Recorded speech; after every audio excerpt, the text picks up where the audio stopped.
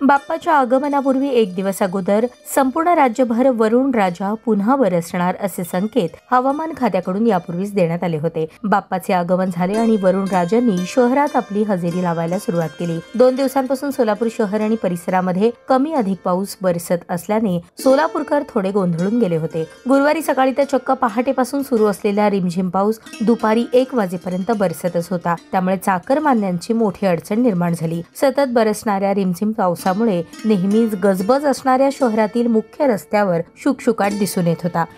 पावसाचे थेंब चकाकत होते, प्रत्येक थेंबात एक नवे स्वप्न दिसत होते। पावसाच्या सरीने मन कसं विसावलं होतं, कधी कणीस तर कडक चहा घ्यावा असं होत होतं। अशीच काहीशी अवस्था आज सोलापूरकरांची झालेली दिसत होती। रिमझिम पडणारा पाऊस आता कधी थांबणार असं म्हणत सोलापूरकर पावसाची तमा न बाळगता पावसापासून संरक्षण करणाऱ्या रेनकोट, छत्री आदी वस्तू घेऊन शहरात आपले नित्य काम करताना दिसून आले।